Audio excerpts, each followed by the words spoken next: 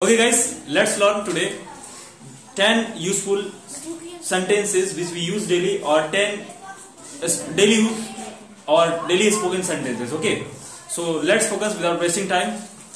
The very first one is ask around. जैसे मान लीजिए ये चीज मैं आपको एक बार और बताया था, फिर बता रहा हूँ. मान लीजिए आपको किसी नए जगह पे जाना है, ठीक है. इसका मैं मान लीजिए आपको किसी नए जगह पे जाना है, ठीक है ना, और वहां का आसपास आपको पता नहीं, मतलब कि ये जगह कहाँ पड़ेगा, ठीक है, और आप पूछते हो, तो जब उस व्यक्ति को पता नहीं रहता तो व्यक्ति क्या कहते हैं, कहीं और या किसी और से पूछ लीजिए. तो मान लीजिए आपके पास कोई व्यक्ति आया और आपसे रास्ता पूछ रहा है और आपको चीज या वो जगह नहीं पता है, तो अगर आपको कहना है कि कहीं और पूछ लीजिए, तो आप पूछ सकते हो. क्या उसको क्या कह सकते हो, आस्क अराउंड. आस्क अराउंड का मतलब होता है कि आसपास पूछ लीजिए, ठीक है ना. अगर आपको कहना है कि आसपास पूछ लीजिए, मुझे नहीं पता, तो क्या बोलोगे, ask around I don't know, यही बोलोगे ना. अब देखिए अगला है हमारा कम एट लिस्ट.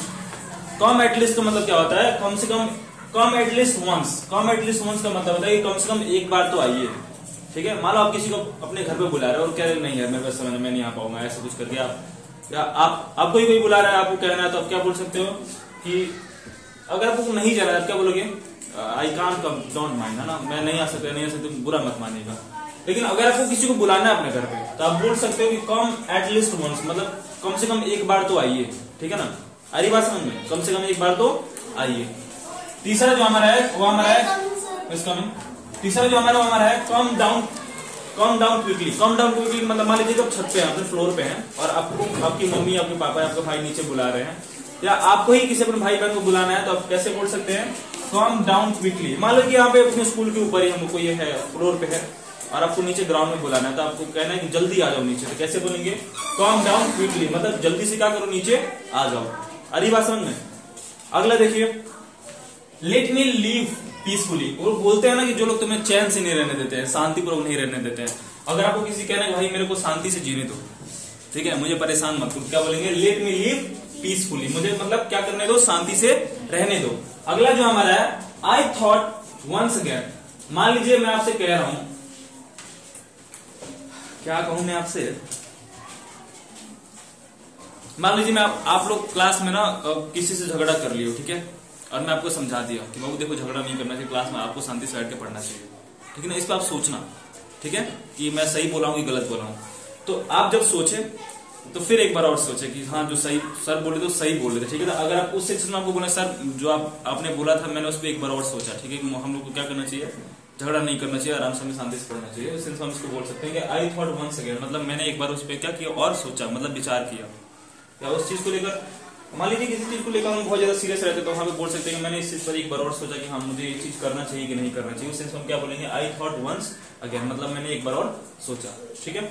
अगला जो हम लिखे हैं 6 नंबर हमारा है वो don't make fun of him. Don't make fun of him का मतलब होता है, मान लीजिए कोई है और उसे कोई मजाक उड़ा रहा है, अगर आपको कहना है कि यार उसका मजाक मत उड़ाओ, तो क्या बोलेंगे, don't make fun of him. अगर आपको कहना है कि मेरा मजाक मत उड़ाओ, मान लो कि आपको कोई मजाक उड़ा रहा है, बोल दो कि मेरा मजाक मत उड़ाओ, किसी को बोलो तो क्या बोलोगे, don't make fun of me, ठीक है. या कोई पर्टिकुलर पर्सन भी आप आ सकता है कि don't make fun of Rohit, Mohit या सीता गीता, जो कुछ भी हो वहां पे आप नाम बोल सकते हैं, ठीक है ना. अगला जो हमारा 7 नंबर है हमारा could you call me. Could you call मी का प्रयोग भी हम डेली यूज बेसिस पे कर सकते हैं. जैसे में क्या आप मुझे फोन कर सकते हैं, तो हम क्या कर रहे हैं, पोलाइटली किसी से विनम्र या नम्र तरीके से पूछ रहे हैं, ठीक है. तो could you call me, can करोगे तो वहां पे क्या पता कि ना करेंगे. अगर आप कुड करेंगे कि कुड यू कॉल मी, तो वहां पे पॉसिबिलिटी है कि आपको फोन कर सकते हैं. जब आपको किसी को कहना है कि आप मुझे फोन कर सकते हैं, तो आप पूछ सकते हैं कि could you call me. Chat पर भी और ऐसे टॉक करने के रिलेशन में भी कर सकते हैं.